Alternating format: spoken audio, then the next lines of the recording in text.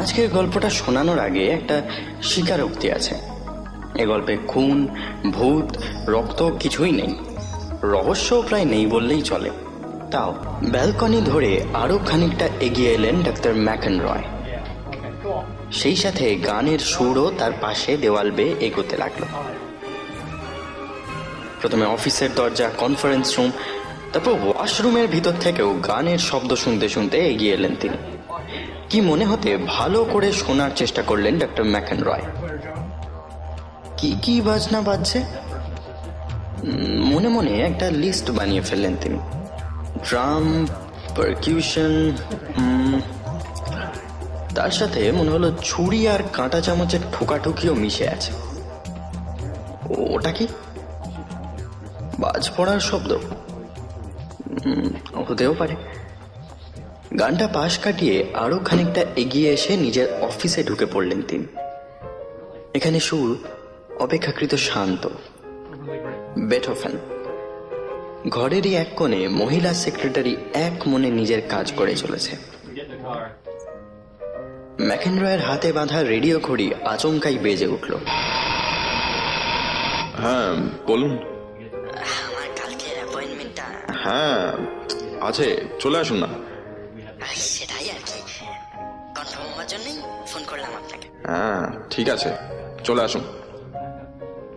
ওপাশের গলা মিলিয়ে আসতেই তাইস্কভস্কির রোমিও জুলিয়েট ভেসে এলো। মনোবিদ ডগলাস ম্যাকেনরয়ও নিজের কাজে ব্যস্ত হয়ে পড়লেন। মৌমাছির খোপের মতো সারি সারি অফিস, তার সবকটা জুড়েই কাজ করতে হয় থাকে। সেই সাথে অতিরিক্ত কাজের চাপ যাতে মনকে ভারাক্রান্ত করতে না পারে, সেজন্য দেওয়ালের আড়ালে লুকোনো সাউন্ড সিস্টেমে বাজতে থাকে বাক, স্কিউবার্ট, রাচমানিনফের সুর। ম্যাকেনরয়ও সেই সুরে মাথা দোলাতে দোলাতে সকাল থেকে বিকেল অবধি কাজ করে যান। গুনগুন করে সুর ভাসতে ভাসতে কাগজপত্র ঘাঁটেন। আজও তেমনই একটা দিন। কাগজপত্র নিয়ে সবে দুদণ্ড বসতে যাবেন, এমন সময় দেওয়ালে একটা লাল আলো জ্বলে উঠল। সেই সাথে ইন্টারকমে নির্দেশ শোনা গেল। 9 নম্বর ঘরে বন্দিকে নিয়ে আসা হয়েছে। তার ইন্টারভিউয়ের জন্য ডাক্তার ম্যাকেনরয়কে ডাকা হচ্ছে। 9 নম্বর ঘরের দিকে এগিয়ে গেলেন ডাক্তার। তাকে দেখে গার্ড দরজা খুলে দিল। তিনি ভিতরে ঢুকে এলেন। আরে আসুন আসুন, আপনার কথাই তো ভাবছিলাম। বিছানার উপর উল্টো হয়ে শুয়ে আছে বন্দি। ম্যাকেনরয়ের দিকে চোখ তুলে তাকিয়েছে, হাসছে।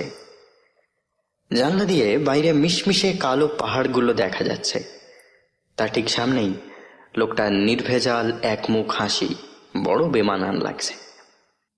ভয় পেও না, তোমার শত্রু নই আমি। আরে দূর মশাই, খামকা শত্রু হতে যাবেন কেন? আপনি তো রেডিও বা টিভি নন। ওই দেখুন, ঘরের কোনো রেডিওটার অবস্থা দেখুন, এক লাথিতেই খেল খতম হয়েছে মুখ পড়াটার। পিছন ফিরে ভাঙা রেডিওটাকে একবার দেখে শিউরে উঠলেন ডাক্তার ম্যাকেনরয়। টুকরো টুকরো হয়ে ছড়িয়ে আছে সেটা। তা সমস্ত যন্ত্রের উপরেই এমন রাগ তোমার? আবার মুখ ঘুরিয়ে জিজ্ঞেস করলেন তিনি।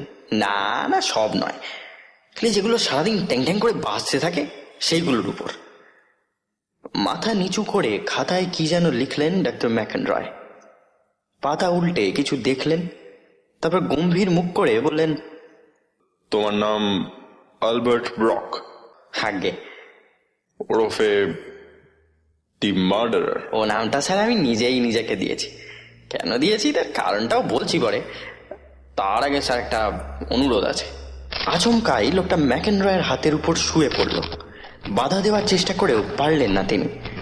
লোকটা এখন দাঁত দিয়ে কামড়ে ধরেছে তার হাত গড়ি রেডিওটাকে। একটু পরেই মট করে একটা শব্দ করে ভেঙে গেল সেটা। আবার একগাল হেসে উঠে বসল ব্রক। বাঁচা গেল। তোমার জন্য এভাবে কত খরচ হচ্ছে আমাদের জানো? তাদেরই। আরে সেই গানটা শোনেনি যে যাক যা গেছে তা যাক? কথাগুলো বলে হাসতে লাগলো ব্রক। কিন্তু কারণটা জানতে পারি?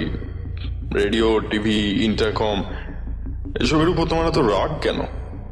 হ্যাঁ সেটাই বলছি। আবার আমি প্রথম খুন করেছিলাম আমার টেলিফোনটাকে। একদম নৃশংস হত্যা যাকে বলে, হাতুড়ির বাড়ি মেরে ভেঙে ফেলে দিয়েছি নর্দমায়। সেটার ভবলীলা সাঙ্গ করার পর চোখ পড়ল টিভি সেটটার উপরে। সেটাকে অবশ্য গুলি করে মেরেছি, 6টা, বুঝলেন? ছটা গুলি করেছিলাম টিভিতে। তারপরে এই কাঁচ ভাঙার সে কি শব্দ, যাই বলুন মশাই, একটা চলন্ত টিভি থেকে কিন্তু অমন নিখুঁত আওয়াজ বেরোয় না, একেবারে পলকা ফুলদানির মতো নিমেষে গুঁড়িয়ে গেল। বাহ, তুলনাটা ভালো দিল তো। ফুলদানি। ধন্যবাদ। আসলে ছেলেবেলা থেকে আমার লেখক হওয়ার শখ, তাই একটু আধটু।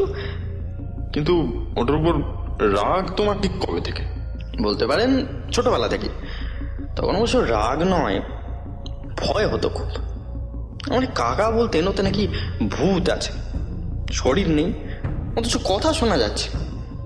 কাছে পিঠে রেডিও দেখলেই তখন ভয়ে জুজু হয়ে থাকতাম। বড় হতেও এ ভয়টা কাটেনি, জানেন? মানে ধরুন আপনি যেমনটা নয় তেমনটাই আপনাকে করে তোলে টেলিফোন। মানে এ ধরুন আপনি আপাতভাবে নিরীহ মানুষ, সাথে মাঝে থাকেন না, রাস্তাঘাটে কেউ আপনাকে অকথোপকথা বললে এড়িয়ে চলে যান, অথচ ফোনে কথা বলার সময় লেজে পা পড়লেই আপনি তিরিক্ষে হয়ে ওঠেন। যাই বলুন মশাই, সামনাসামনির থেকে ফোনেই কিন্তু লোকে গাল দেয় বেশি। সেটা না করে থাকার উপায় নেই।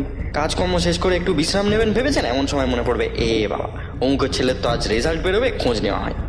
খোঁজ নিয়েই আপনি থেমে থাকবেন তা নয়, সেই রেজাল্ট আবার অন্যকে ফোন করে জানানো চাই।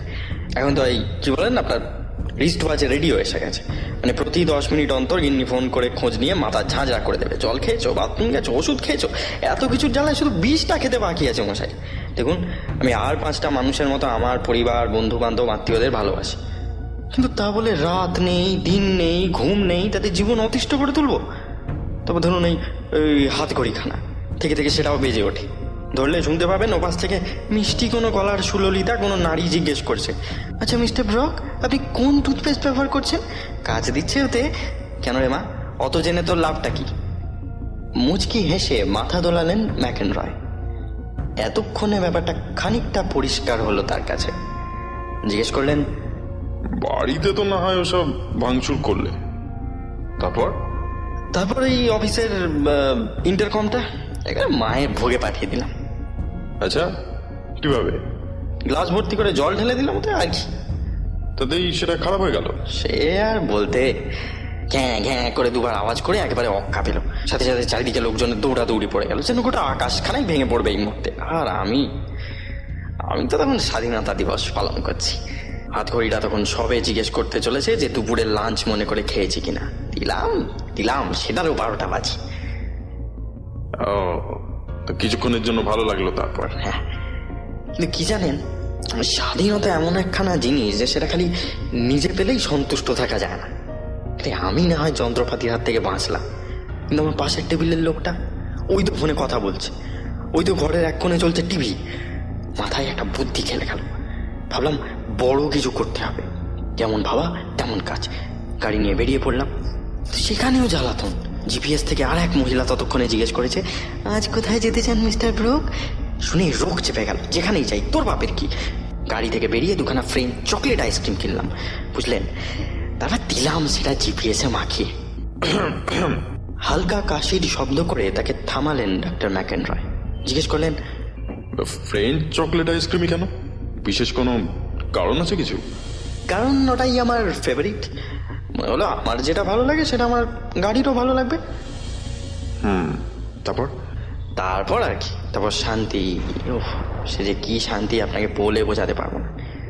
সেই আনন্দেই একটানা গাড়ি চালালাম কিছুক্ষণ। ওই যে বলে না, কোথাও আমার হারিয়ে যাওয়ার নেই মানা। প্রায় 1 ঘন্টা উদ্দেশ্যহীন হয়ে গাড়ি চালালাম। তারপর চোখে পড়লো কাছেই একখানা ফোনের এন্টেনা। ওইটাকে কোনো রকমে ভাঙতে পারলেই রেডিওগুলো সব অক্কা পাবে। চারপাশে তাকিয়ে গাটা আমার আরো জ্বলে উঠলো। তখন বিকেল পেরিয়ে এসছে, অফিস কাচারি ছেড়ে বাড়ি ফিরছে সবাই, আর ক্রমাগত রিস্ট ওয়াচে জানিয়ে চলেছে, এই যে প্রায় এসেই গেছি, আর 10 মিনিট এই এসে পড়লাম বলে। সব মিথ্যে কথা। যে মানুষকে চোখেই দেখা যায় না তাকে বিশ্বাস করা যায় বলুন? চারপাশে যেন এক ঝাঁক বিশ্রী মশা গুনগুন করছে। আর সহ্য হলো না। পথের ধার থেকে একটা বাঁশ কুড়িয়ে নিয়ে অ্যান্টেনাতে মারলাম কষি। কিছুক্ষণ সব চুপচাপ, তারপরেই আবার আগের মতো হইচই পড়ে গেল, যেন বাজ পড়েছে। যোগাযোগ বিচ্ছিন্ন হয়ে যেতেই সব কটা অফিস পেটটার লোকের মাথা এক লহমায় খারাপ হয়ে গেল। তারা রেড়ে করে তেড়ে এলো আমার দিকে। আর এই সময় পুলিশ পাকড়াও করলো তোমাকে?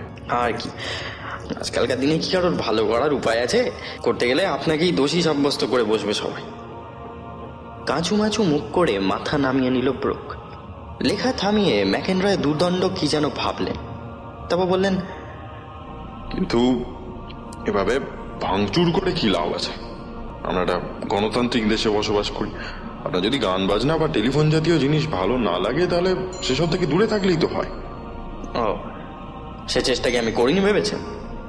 রীতিমতো আদালত অব্দি ছুটেছি এই নিয়ে, কিন্তু আমার কথায় কানই দিল না কেউ। বলো, বাসে যেতে যেতে রেডিওতে যদি একটু গান শোনানো হয় যাত্রীদের, তাতে ক্ষতিটা কি? আচ্ছা, মূর্খগুলোকে কে বোঝাবে বলুন তো? ইদানিং এই তো এক কালচার হয়েছে, এই যে ধরুন মাঝে মধ্যে আপনার গান শুনতে ভালো লাগে, ব্যাস এবার সেই গানের পরিমাণ 10 গুণ বাড়িয়ে দাও, মানে আপনার ভালো লাগাটাও আরো 10 গুণ বেড়ে যাবে। মাঝে মধ্যে বন্ধু বান্ধবের খোঁজ নিতে ভালো লাগে, অর্থাৎ খোঁজ নেওয়া চূড়ান্ত। কে কোন সাবানে কাপড় কাচে, কে কোন তেল মাথায় মাখে, সব পুঙ্খানুপুঙ্খ হিসেবে রাখা চাই। কান যে বন্ধ করে রাখবো তারও উপায় নেই। আমার উপরে অ্যাপার্টমেন্টে এক বাল খিল্লো বুড়ো রাত দুপুরে করে অপেরা শুনবে। একদিন এসা রাগ হলো যে ঠিক করলাম ঝেড়ে ফেলবো সারাকে। মানে খুন করবে? আগে এইটা আমি লিখবো? লিখুন না। আচ্ছা বেশ, তারপর কি করলে? রাতে ঘুমোয় বুড়োটা, সেই বুঝে পিস্তল নিয়ে বেরিয়ে পড়লাম। খুনও করবো, কেউ জানতেও পারবে না। তা দরজা হালকা করে রাখা ছিল, খুলে ফেললাম। শব্দ করিনি একটু। পিস্তলটা তাক করে ঘোড়া টেনে দিলাম। আবার সেই লোকজনের ছোটাছুটি, কে বললো ডাকাত, কে বললো খুন, আবার কে বললো কার্নিশ ভেঙে পড়েছে। আমি মনে মনে একচোট খুব হেসেছিলাম। ওই বৃষ্টি অপেরার আওয়াজ আর শুনতে হবে না, এক গুলিতেই তার সব যন্ত্রপাতি ছিটকে পড়েছে। খাতা বন্ধ করে কি যেন ভাবলেন ম্যাকেনরয়। ঘরের চারপাশটা আশ্চর্য রকম নিস্তব্ধ। সত্যি কথা বলতে কি, নিস্তব্ধতা ব্যাপারটা এ যুগের মানুষের কাছে ভয়ঙ্কর। যোগাযোগ বিচ্ছিন্ন হয়ে যাওয়ার অর্থ বিপর্যয়। প্রতি মুহূর্তে প্রতিটি খবর শখানেক মানুষের মধ্যে ছড়িয়ে দিতে না পারলে ভয়ানক এক মানসিক যন্ত্রণায় ভুগতে থাকে মানুষ। এইসব কথা নিজেও জানেন ম্যাকেনরয়। 2 মিনিট চিন্তা করে তিনি উঠে দাঁড়ালেন। ব্রোকের কথা ভেবে খানিকটা খারাপই লাগছে তার। হাতের সবকটা আঙুল তো একরকম হয় না। তিনি একটা হাত বাড়িয়ে দিলেন ব্রোকের দিকে। বেশ, ধরে নাও আমরা তোমাকে নিঃশর্তে ছেড়ে দিলাম এখান থেকে, তাহলেও একইভাবে যন্ত্রপাতি ভাঙচুর করবে তুমি? করবো মানে? এই তো সবে শুরু। এখন আমার দল গড়ে তোলা হয়নি, অস্ত্র শস্ত্র জোগাড় করা হয়নি, ওই যে আপনার কি যেন বলেন, জনচেতনা গড়ে তোলা হয়নি। লোকে তো এখনো মানতেই রাজি নয় যে এত যোগাযোগ আর গান বাজনার বাড়াবাড়ি আসলে তাদের উপরেই অত্যাচার। সে ব্যাপারটা কিন্তু আমারও মনে হচ্ছে। খুশিতে প্রায় লাফিয়ে ওঠে ব্রোক। বলে, আপনিও তার মানে সমর্থন করছেন আমাকে? তা তো বলিনি, বলেছি তোমার ব্যাপারটা আমিও ভেবে দেখব। কথাটা বলে আর দাঁড়ালেন না ম্যাকেনরয়। ঘর থেকে বেরিয়ে এলেন তিনি। বেরোতেই দরজার উপরে লাল বাতিটা নিভে গেল। দেওয়ালের গা বেয়ে গানের সুর আবার ধাওয়া করেছে তাকে। ভাঙা হাত ঘড়িটা পকেট থেকে বের করে ফেলে দিলেন তিনি। নিজের অফিসের সামনে এসে থমকে দাঁড়ালেন। 3টে টেলিফোন একসাথে বাজছে। গুরুত্ব বিচার করে প্রথমটা রিসিভ করলেন তিনি। গানের সুর থেমে যেতে ওপাশ থেকে শব্দ ভেসে এলো। কি বুঝলে ম্যাক? লোকটা ক্ষতিকর কিছু নয়, হাসি খুশি, তবে মাথার গন্ডগোলটা ভয়ানক। সেটার জন্যই বাইরের পরিবেশের সাথে মানিয়ে নিতে পারছে না। কোনটা নিজের জন্য ভালো, কোনটা খারাপ গুছিয়ে উঠতে পারছে না। আপাতত মাস 6 ট্রিটমেন্ট দরকার, তারপর পাগলামিটা কমলে না ছেড়ে দেওয়ার কথা ভেবে দেখা যাবে। আরও 2-একটা ডিটেল জানিয়ে ফোনটা রেখে দিলেন ম্যাকেনরয়। দ্বিতীয় ফোনটা রিসিভ করলেন। ওপাশ থেকে আবার রোমিও জুলিয়েট। অ্যাপয়েন্টমেন্ট কনফার্ম হয়েছে কিনা জানতে আবার ফোন করেছেন ভদ্রলোক। মিহি গলায় উত্তর দিলেন ম্যাকেনরয়। তারপর পরের ফোনটা রিসিভ করলেন তিনি। এটা বাড়ি থেকে। এর মাঝেই দেওয়াল বেয়ে গানের সুর আরেকটু এগিয়ে এসেছে। তৃতীয় ফোনটা রাখার আগেই প্রথমটা আবার বেজে উঠেছে। একটু দূরে সেক্রেটারির রিস্ট ওয়াচটা বাজছে। দেওয়াল ঘড়ির ঢং ঢং ঢং।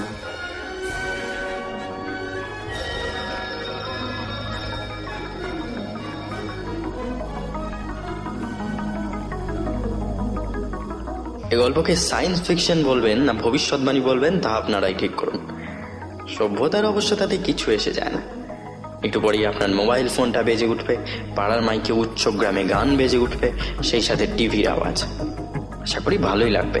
আচ্ছা হোক, আপনি তো অ্যালবার্ট ব্রোকের মতো মার্ডারার নন। শুনছিলেন রে ব্র্যাডবেরির কাহিনী অবলম্বনে দি মার্ডারার।